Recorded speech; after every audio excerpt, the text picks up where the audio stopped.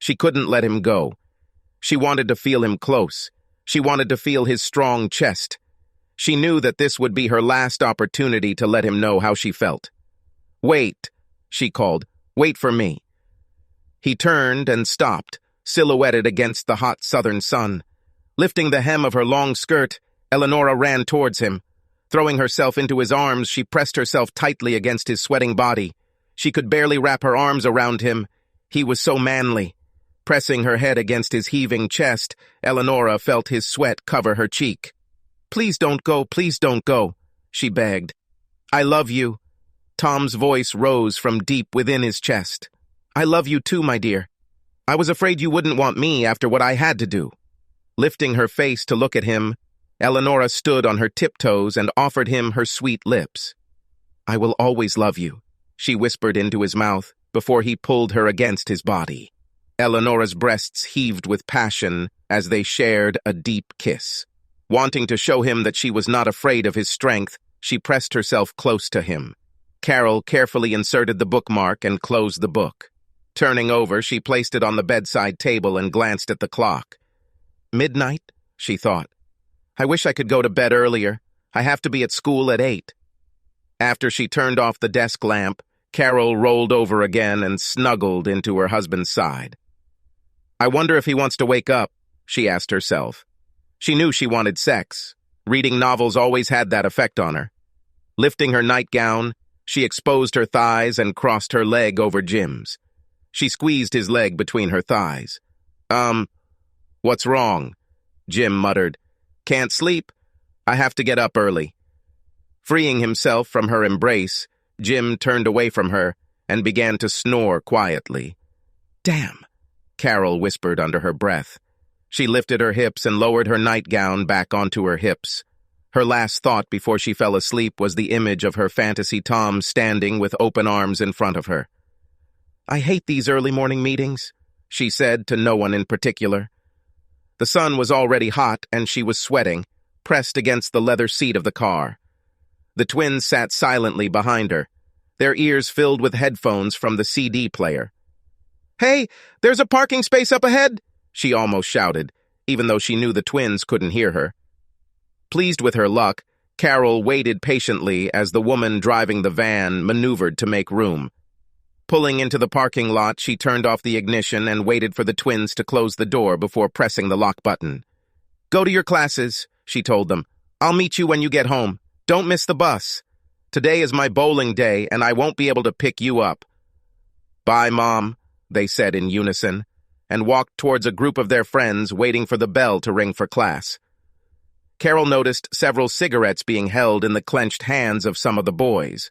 She tried, but couldn't remember if she smoked when she was a freshman.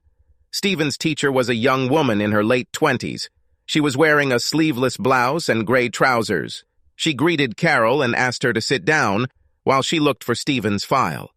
This wasn't as complicated a meeting as they come, Carol thought as she walked back to her car.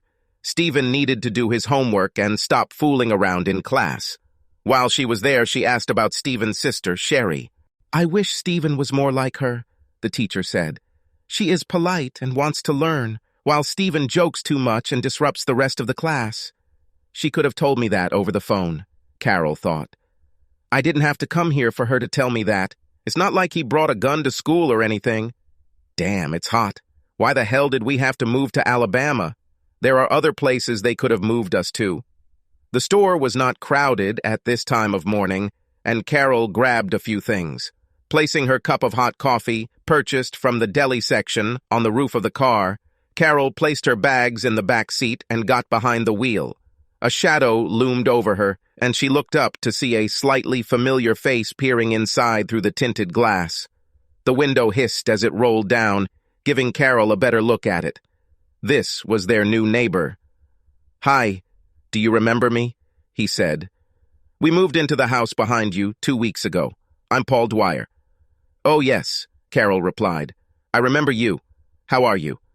Raising his hand, the neighbor lowered her cup of coffee and handed it to her. "I'm fine, but I don't think it would have made it to your house," he said with a laugh. "I thought you might want to drink it rather than wash your car with it." Carol responded with an embarrassed laugh. "Thank you. I forgot I left it there," she said, and took it from his hands. "See ya," he said, and stood up to leave. Carol found herself staring at his shorts. Sitting on the bed, Carol took off her socks and sneakers, crossing her arms and lifting her shirt over her head on her way to the bathroom.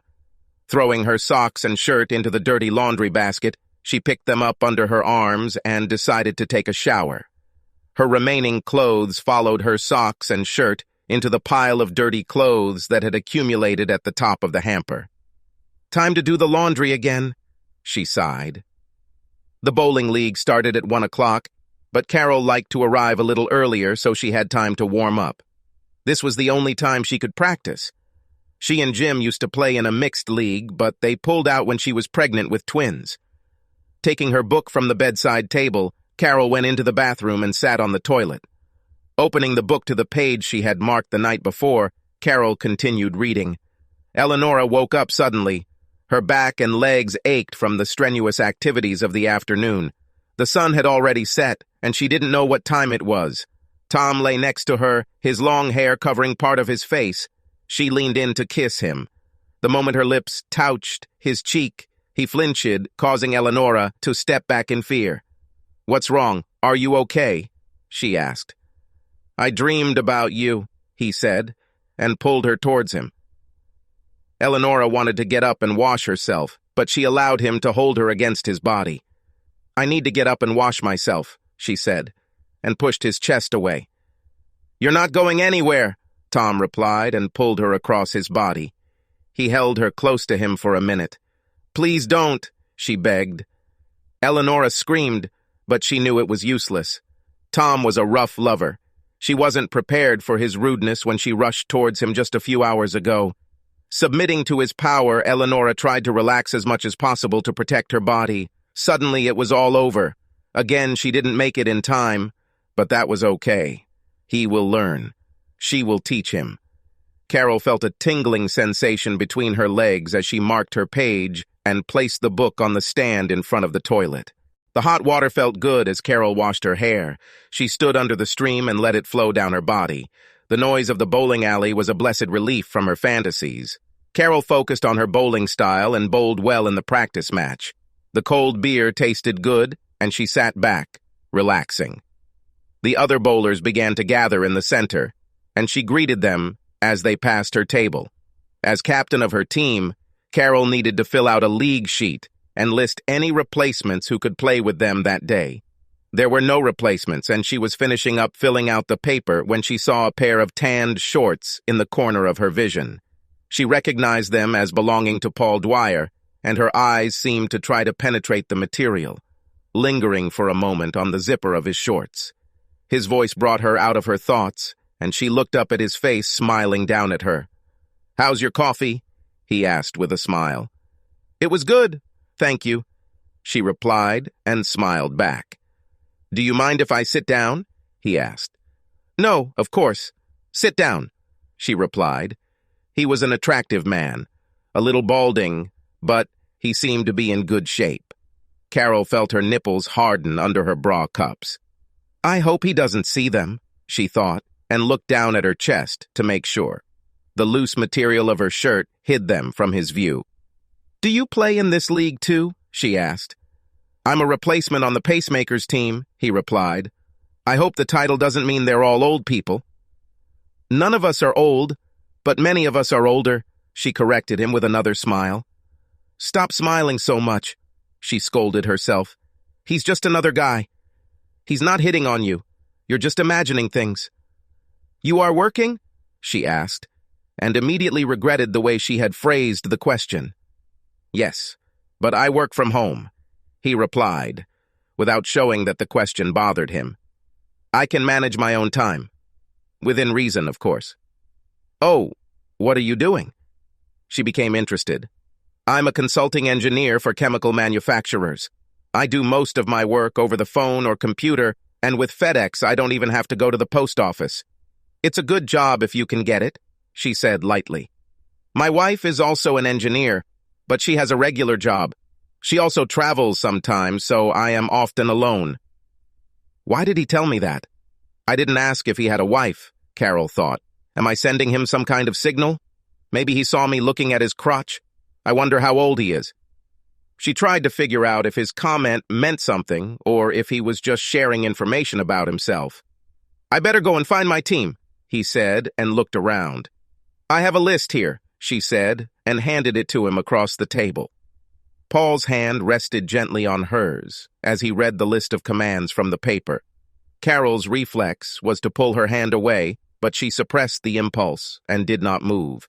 His fingers lightly stroked her wrist as he continued to read the list of commands. This is it, he exclaimed. Tracks 3 and 4. See you later, right? His last words were accompanied by his grip on her hand tightening and a slight squeeze before he let her go and pushed his chair away from the table. See you later, he repeated, and smiled again. Carol felt sweat form on her upper lip, and she knew she was blushing. She looked at him, but no words came out of her mouth. When he turned and walked away, she realized that her mouth was open. Closing it with a pop, she turned around in the plastic chair. It's funny. He makes me feel like a schoolgirl.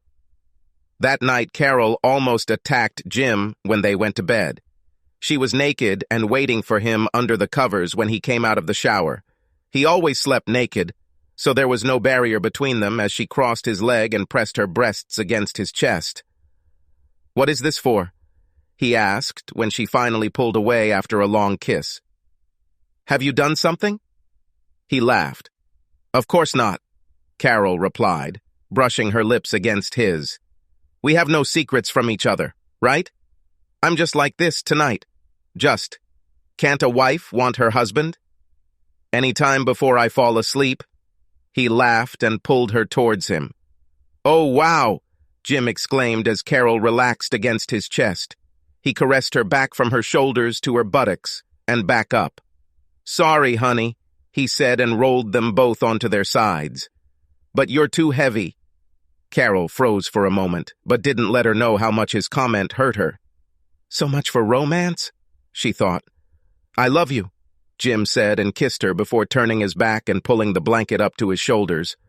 Carol realized that she was not as thin as she was on their wedding day, but she was 43 years old, she had survived 2 pregnancies, and gave birth to 3 children. What did he expect from her? Carol stood up and went to the bathroom. Jim was already asleep and did not move when she left the bed. Carol turned off the bathroom light and opened the door. The bedroom window let in enough light for her to navigate the room. Looking out the window, she saw light coming into the Dwyer's home across their backyards. It looked like it was in their bedroom. I wonder what he's doing there. Is his wife at home? Is he making love to her? Jim had already left when Carol was fully awake. The children were old enough to get up and go to school on their own, and they didn't bother her in the morning. She lay in bed and stretched, planning her day. Tim, their eldest, still hasn't decided what he'll do after graduation in 2 months. He was accepted into several colleges, but made no effort to choose one. He started talking about joining the Marines, and Carol found some brochures while cleaning his room. Speaking of cleaning, she said out loud and rolled out of bed. She decided to skip the shower until she finished her morning cleaning and washed her clothes. Wearing her old lady robe, as the children called it, Carol went downstairs barefoot and prepared a pot of coffee. She washed her face and brushed her teeth while the coffee dripped before starting to clean up after the kids. The twins' rooms were easy enough to clean, so she tackled them first. They did a good job of tidying up their clothes. She cleaned the rooms and vacuumed them for about 10 minutes. Holding a plate of toasted bagel on top of her coffee cup with one hand and a Cosmopolitan magazine in the other, Carol opened the patio door with her elbow. It was a beautiful morning, and the sun was warming the picnic table just outside the patio door. After setting down her breakfast, Carol swung her legs over the bench and sat down to enjoy a few quiet moments before starting her chores. Since no one was around, she sat with one leg raised on the bench next to her and the other leg extended under the table. She didn't bother pulling down her nightgown or buttoning the front of her robe. Mindlessly leafing through a magazine, Carol drank coffee and chewed a bagel. An article in Cosmo called Touch Techniques caught her attention and she started reading. The article talked about where to touch your man and how to excite him with your fingers, lips, and tongue. By the time she was a third of the way through the article, she was mindlessly rubbing the inside of her thigh and sliding her fingers down. I need to try some of these techniques on Jim, she thought. Maybe I can keep him awake a little longer. Tilting her head back as she drank the last drops of coffee from her cup, Carol looked over her cup and met the gaze of Paul Dwyer, who was leaning on the fence separating their backyards. She stopped with the cup pressed to her lips. Paul smiled at her and waved. How long has he been standing there? She thought in panic. Shuddering and removing her hand, Carol lowered both feet to the flagstone patio and locked her knees. She tried to pull down her nightgown, but realized that she was still holding the cup. She couldn't get her body to do what she wanted. She tried desperately to appear casual while her mind was consumed by the possibility of what he was seeing. Hi, she said weakly and waved back. It's a beautiful day, isn't it? It gets even more beautiful from where I stand, he said. That little muscle in her groin twitched, and Carol felt her nipples harden against the nylon of her nightgown. I need to go back inside, she said, and stood up. I have things to do. See you later. Yeah, see you, he replied and stood there while she packed her breakfast and hurried into the house. Oh God, this is so awkward, she said out loud. I wonder if he saw me. He probably liked it. Carol was used to talking out loud to herself and used this technique as a kind of reality check when she was worried about something. Carol almost threw her plates into the dishwasher and rushed upstairs. Her mind told her that if she kept busy, she would stop thinking about things she shouldn't think about. Opening the door to Tim's room, she was not surprised to see the usual mess in which he lived. Quickly gathering his CDs and books and placing them on his desk, the sheets were clean, so she made his bed and vacuumed the floor. She moved at twice her normal pace to distract her mind from her body and its reactions to Paul Dwyer. After returning the vacuum cleaner to the hallway closet, she dragged the dirty laundry into the laundry room, placing Tim's trash basket on top. After she started the washing machine with the whites she had sorted, Carol emptied the trash from Tim's basket into the trash can. A shiny piece of foil caught her attention as crumpled papers tumbled out of the basket and into the bin. When she took it out, she found a lubricated condom wrapper. What is he doing with this in his room? She asked herself. He couldn't bring a girl here? He never stays in the house alone long enough? Carol knew Tim was sexually active. She once found a pair of panties under his mattress and knew that he kept condoms in his dresser under his underwear. She and Jim discussed it and decided that since he was already 18 years old, there was nothing they could do about it and were grateful that he was using protection. A quick shower, during which she carefully avoided touching herself more than necessary, left her feeling better. Lost in her bill-paying routine, Carol sat at her computer and balanced her personal and household expense ledger in record time. She composed a letter to the mothers of the cheerleading team, inviting them to a special party that was being planned. Carol loaded the paper into the printer and started it up. She was folding up paid bills and throwing away envelopes when the printer suddenly stopped printing. Damn. What now? She wondered, looking at the 2 copies that had managed to print before the printer stopped. The printer refused to cooperate, and she was unable to get it to work again. I'll have to go to the pharmacy and make copies. I need to send this today, she thought. Better call Jim and tell him the printer's broken again.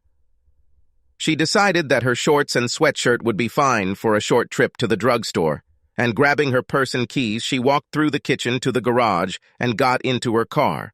The photocopier at the pharmacy was also broken. The announcement said it was expected to be repaired by the end of the day. Crap, she said out loud. Problems? She recognized the voice behind her as belonging to Paul. Is he following me? She thought.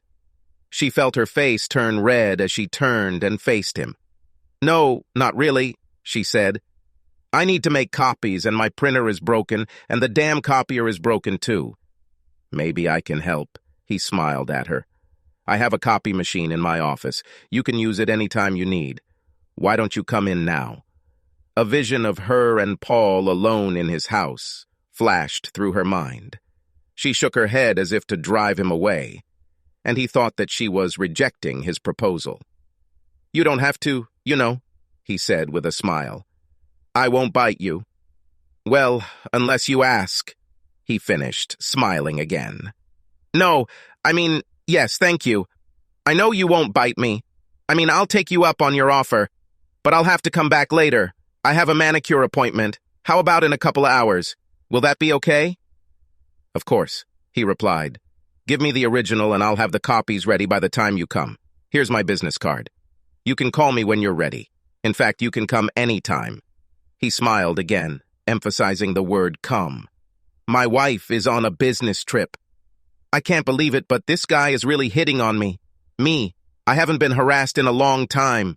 She felt herself stand up straight and arch her back to make her breasts more prominent. A plan began to form in Carol's mind. It was actually a fantasy. Her mind played tricks on her, and she found it difficult to separate fact from fiction. As she looked at Paul, she saw a ghostly vision of Tom flickering before her. Her blush spread throughout her body, and a bead of sweat rolled down her chest between her breasts. Her breathing quickened and her breasts began to heave in her bra. Handing the envelope with the letter inside to Paul, Carol watched as his hand grabbed her forearm and pulled her towards him. "I better go," she said. "Call me when you want to come," he suggested in a low voice. "Anytime." "It's come again. What if someone sees us? Maybe I'm imagining it." "Stop it, Carol." She chided herself and turned to leave the store. Her mind was spinning as she returned home and pulled into the garage. She sat in the car after the garage door had closed behind her, struggling with herself over her decision. "You can't do this," she convinced herself. "This isn't going to work. You're not even that attracted to him. Jim is a good person.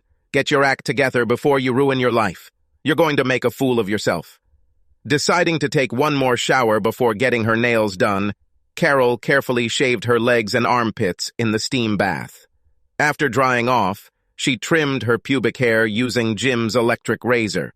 After cutting the sides, only a thin strip of hair remained.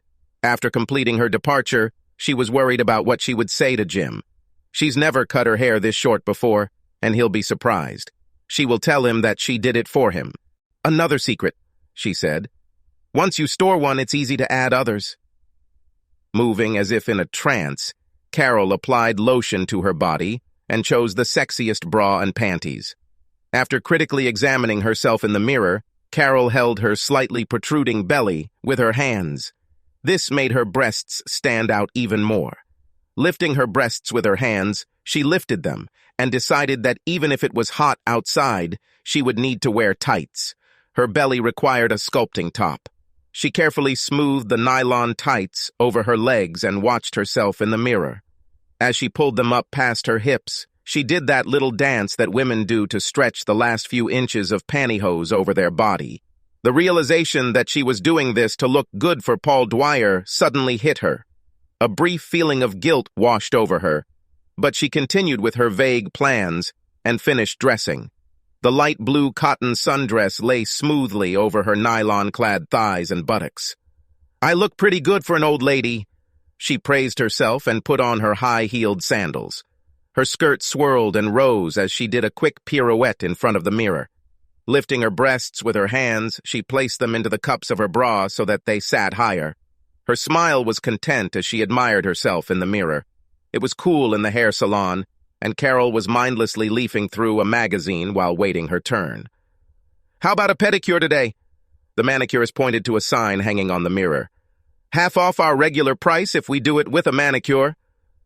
Carol hesitated for a moment before giving in to the tempting offer. There was no one in the store at that moment, so she stood up and reached under her skirt to take off her tights. Her feet dipped into a bath of warm water, and the monotonous voice of the manicurist, sharing the latest gossip, lulled Carol to sleep. She leaned her head back on the headrest and dozed off. "You have beautiful legs," Tom said. "I could play with them all day." Eleanor allowed Tom to lift her legs onto his lap. It was cool to sit in the shade of a tree while their horse grazed nearby. "You don't want to play with my feet," she laughed. "You want them to play with you, don't you?" Tom laughed with her. "Yes, my dear, you've got me again." "Mrs. Fielder, Mrs. Fielder," a voice broke through the haze of her sleep. "Wake up! You're splashing water all over the floor." The voice was not Tom's, it was the manicurist, and she was holding both of Carol's ankles in an attempt to keep them still. Carol's eyes opened and she assessed the situation. "Oh, sorry," she exclaimed with regret. "I fell asleep. I'm really sorry." The manicurist turned Carol's chair to the side and spread a towel over the wet spots on the floor. Lifting Carol's foot out of the water bath, she moved her small stool closer to the chair and placed Carol's foot on the towel placed on her lap. "Who is Tom?" asked the manicurist. "Tom? I don't know any Tom. Why do you ask?" Carol lied. "You said his name in your sleep, that's all," she replied. "I don't know why," Carol said. "I don't remember what I dreamed about." "Well, well, who do we see here?" a male voice loudly declared in a quiet beauty salon. "Oh my God, he's watching me," Carol thought as she looked up from her journal to Paul's eyes. "What are you doing here?" she asked. "I came to get my hair cut," he replied. "Actually, this is my first time here, but if you're a regular, I will be too." Carol blushed when she realized that Paul's eyes were glued to the crotch between her thighs as the beautician covered him with an apron and began to comb his hair. "Don't cut too much. There's not much left," Paul joked. "But you know what they say about bald men, don't you?" "No, what are they saying?" The cosmetologist continued the game. "It is said that some men use their testosterone to grow hair, and bald men use it the way God intended." "And how is that?" continued the cosmetologist. "We use it to grow some other organs." He laughed and slapped his knee with his hand. Everyone laughed, and Paul calmed down as the beautician tilted his chair back and began washing his hair. Paul's haircut finished around the same time the manicurist finished Carol's nails. Paul chatted about the weather and asked about good places to eat since he was new to the area. He kept his eyes on Carol and she tried to be careful as she stood up from the chair, but she ended up standing on the footrest with her skirt raised high on her hips. Paul smiled at her attempt to pull her skirt down between her thighs and laughed as she pulled her tights out of the cabinet next to the sink. "Please don't wear them now," the manicurist begged. "You'll ruin your pedicure. Wait a few hours for the polish to harden, okay?" Carol hid the tights in her bag and thanked the girl, leaving her a tip. Paul was already at the register when she got there, and he gallantly made room for her to move forward. Placing his hand on her back, he pushed her forward with a gentle motion. "When will you come?" he asked when they left the salon. I need to get home first," Carol replied. She thought she needed to change her clothes or at least put on her panties before going to his house. "Don't stop at your house. Come right now," he suggested. "I'll wait. I'll leave the garage open and you can drive right in. That way your car won't be sitting in the hot sun." "Yes, sure," Carol thought. "You don't miss a chance, do you? You don't want anyone to see my car parked in front of your house." Carol hesitated for a moment before deciding to go along with his offer. Her thoughts were already racing ahead and thinking about what she would and wouldn't do when she got there. "Okay, but I need to stop by the bank first. I'll be there in a few minutes," she agreed and pressed the button on the remote to open the doors of her car. "Great," he said, and went to his car. The air conditioning had not yet begun to cool the car when Carol pulled into his garage. The roll-up door closed behind her with a distinctive click as she sat in the car, wondering what she was doing here. The door to the house opened and Paul's figure appeared in the doorway of his house. "Are you going to sit there?" He laughed. "Come in, it's cool in here." Carol got out of the car and walked past Paul standing in the doorway. "Welcome," he said and waved his hand in a mocking bow. Pointing to the envelope, Paul said, "Here are the copies. I made a few extra in case you need them. Would you like something cold to drink? Beer, soda, iced tea, cocktail?" Carol toyed with the idea of drinking a little alcohol to calm her nerves, but she realized that then she would have to explain the smell on her breath to Jim. "No, just a cold soda will do," she said. "Have a seat. I'll be right back," he said. Carol watched him leave. He changed his clothes and was now wearing a t-shirt and shorts without shoes. His bare feet made a slapping sound on the tiles of the kitchen floor. Taking the envelope, Carol looked at the copies and realized that he had not copied both pages on one sheet of paper. She made an "oh" sound just as Paul returned with her drink in his hand. "Is there something wrong?" he asked, handing her a glass of soda. "Oh no, yes, I wanted them printed on both sides of the same piece of paper," she said. "It doesn't matter, it will be like that. No problem." "Oh, I'm sorry," he apologized. "I can type them up in a minute. Let's go up to the office." Without waiting to see if she would follow him, Paul turned and headed towards the stairs to the second floor. Carol hesitated for a moment, but then obediently followed him towards the stairs. Paul had only climbed 2 steps when he stopped and turned around. "I forgot my drink. Come on up. It's at the end of the hallway. I'll be there in a minute." Paul put his hand on her hip for balance as he pushed past her on the stairs. Keeping his hand on her body, he ran it around and over her stomach as he walked down the steps. The office was tiny. It was more of a large closet with a window. Looking around, Carol saw stacks of papers everywhere and what appeared to be textbooks stacked on shelves along the wall. She lifted the lid of the desktop copier and lined up the first copy sheet. No need to waste paper, she thought, and inserted the copies he had made into the input tray, pressing the start button. She felt rather than saw Paul as he entered the room behind her. "Is everything working fine?" he asked. "Yes, it'll only take a minute," she replied and took a sip of her drink. Carol watched as the first copy slid out of the copier. She immediately realized that she had inserted the sheets upside down, and the new page was copied over the existing text on the sheet. "Oh," she said. "How to stop this?" "That's it," Paul said, reaching under hers and pressing the button to stop the car. "Let me fix this," he said, and pulled the upturned sheets of paper out of the feed tray with his other hand. Carol realized that the palm of his right hand was now pressed tightly against her stomach. He gently pulled it back towards his chest before letting go and shuffling the pages with both hands. He reinserted the copies into the input tray and entered the number of copies.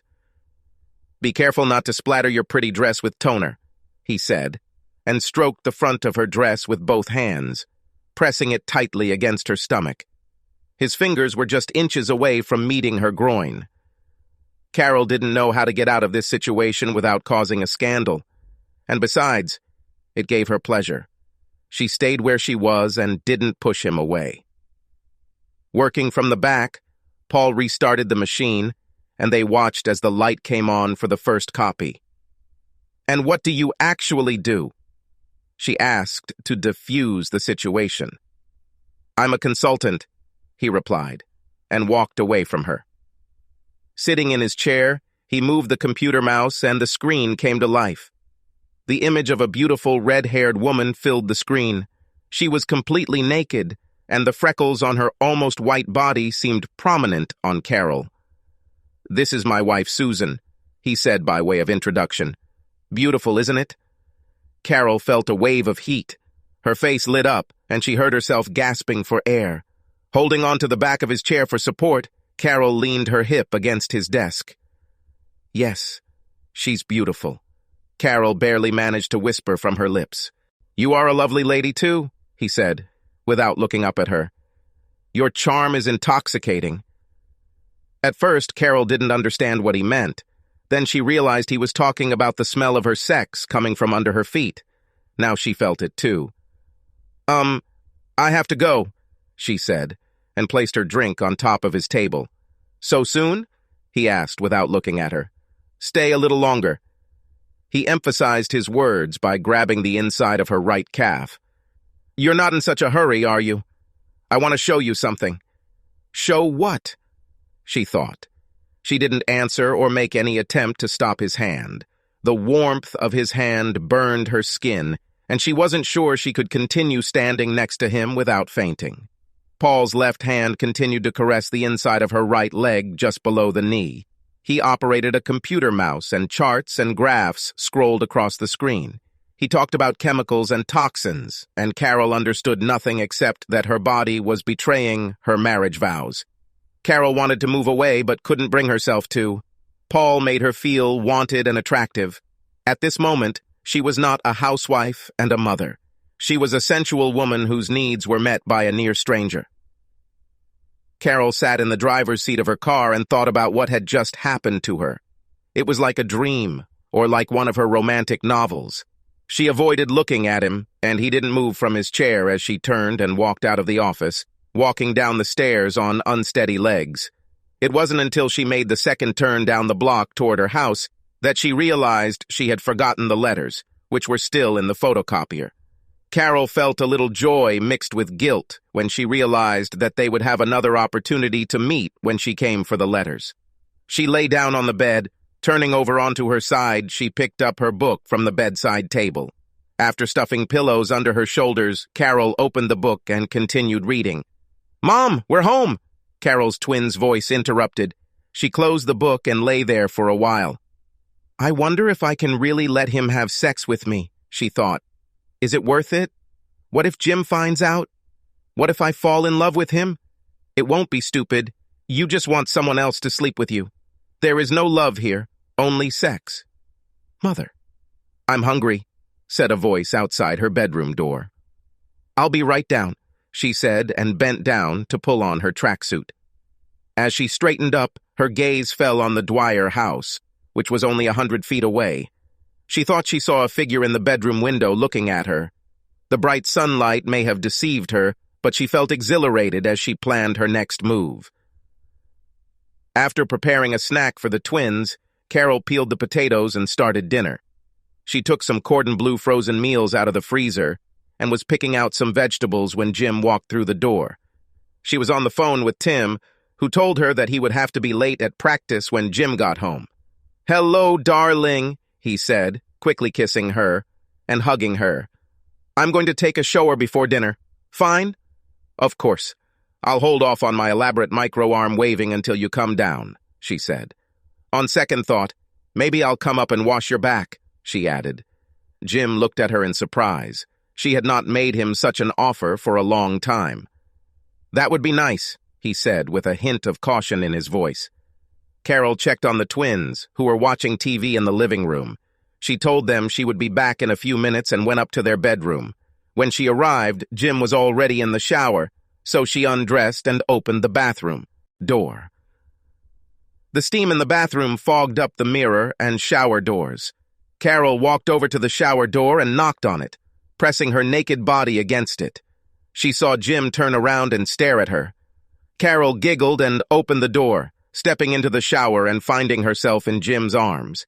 He was all slippery and soapy, and she pressed her body against him. She was still recovering from the small episode that had happened just a few hours ago and was ready for more. "Easy, darling. Easy," he groaned. "You've got me so excited I'm on edge." They ate dinner, discussing the usual family stuff about school and how they could arrange a schedule to take the twins to softball and soccer games. Carol was cleaning the kitchen and the twins were in their rooms, ostensibly doing homework. Jim was watching TV and reading the newspaper when the doorbell rang. Who could it be? Carol asked herself. "Open it, please," she called to Jim. "I'm not dressed." A few minutes later, Jim returned to the kitchen, holding a manila envelope. Carol was momentarily scared when she recognized it as the one that contained the original cheerleader letters she had previously given to Paul Dwyer. "Our new neighbor brought this for you," Jim said. "He said he saw you at the pharmacy struggling with the broken copy machine and offered to make copies." "Oh, he shouldn't have brought them tonight." "I'll have to call him and thank him tomorrow," Carol suggested. "You don't have to call him. He's still here," Jim replied. "Do you want a beer or something?" he asked, turning over his shoulder. Paul's voice came from the living room. "The beer will be great. Thanks." "I'll be right there," Jim said, nodding for Carol to greet their guest. "But I'm not dressed," she said. "Oh, you look great. He's just a neighbor," Paul laughed. If only you knew my secret, Carol thought, and entered the living room. Paul stood up to greet her as she entered the room. "Hello, Mrs. Fielder," he said louder than necessary. "I was in the area and decided to drop by with copies." Paul continued walking towards Carol and extended his hand in greeting. Carol continued her comedy and, glancing over her shoulder into the kitchen, extended her hand. Paul grabbed her and pulled her towards him. Carol's knees buckled, and for a moment she thought she was going to fall. He said, "You're welcome. I still wanted to meet your husband." Carol gave him an angry look, and he smiled at her. Carol sobbed and pulled back, but he held her hand tightly. "Looks like rain," he said loudly, trying to get his fingers under her robe. "A little damp." "Stop it!" she hissed at him. "Stop it right now!" Paul let go of Carol's hand and stepped back as Jim's voice came from the doorway. "I'm going to the garage for more beer. There's only a couple of beers left in the fridge," he announced. As soon as the garage door slammed shut, Paul pulled Carol towards him again. This time his hands were on her waist, and he pressed their stomachs together. "Stop it! Stop it!" Carol whispered quietly but persistently. "Are you crazy? He could come back any minute." "It's okay. I'm watching," Paul said. "Damn, you smell so good and feel so good." Carol felt herself give in to the moment and allowed her body to relax in Paul's embrace. Raising her face to his, their eyes met, and Carol looked down at his lips. Paul took the hint and tilted his face. Their lips touched for the first time, and Carol's breath came out of her nose at the contact. It was a gentle kiss, their tongues brushing briefly before Paul suddenly broke the kiss and stepped back. Carol didn't hear the garage door open and didn't realize Jim was back in the house until she heard his voice. "I'll be right there as soon as I put this in the fridge. Make yourself at home, Paul," Jim called from the kitchen. "Okay, thanks." Paul laughed and reached for Carol's chest. She froze as Paul's hands cupped her breasts through her robe, and he leaned in for another kiss. Carol couldn't stand the tension and pushed his hands away, turning to sit on the couch as Jim walked into the room balancing a beer and a box of pretzels. "Have a seat," Jim said and pointed to the chair opposite the sofa. "Where are your manners?" Carol laughed, pointing to the box of pretzels. "I'll get the pretzel bowl." "Oh, don't worry," Paul said. Paul sat in the chair opposite them, and Carol and Jim sat on the sofa.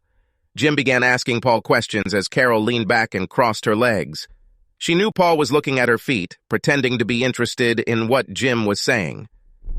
Jim became increasingly drunk as the evening progressed. Carol put the kids to bed early, and when Tim got home, he poked his head in the door and told them he was tired and was going straight to bed. Jim monopolized the conversation, and both Carol and Paul were bored.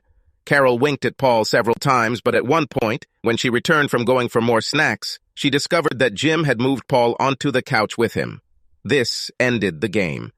It was getting late, and Carol tried several times to interrupt him and hint that it was time for Paul to leave, but Jim stopped her with a wave of his hand. Finally, Carol couldn't stand it anymore and said she was going to bed. Paul stood up with her and said goodbye.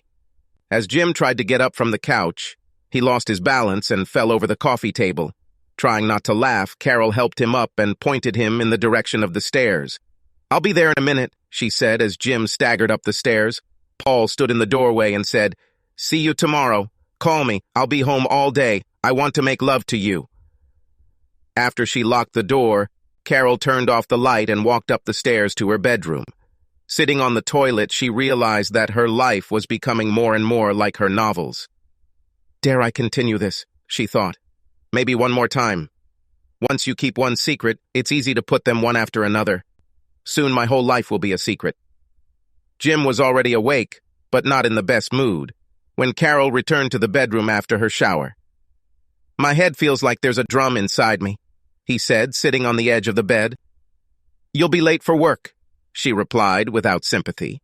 Carol was making coffee and toasting a bagel for breakfast when Jim walked into the kitchen.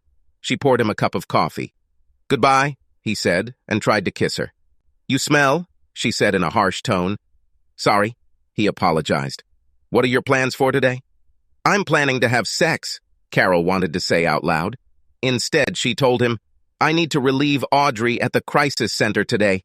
It's only 2 hours, but someone needs to be there to answer the phone." "Have a nice day." he said over his shoulder, and the door slammed behind him. Carol had been thinking about what she was going to do since she woke up earlier.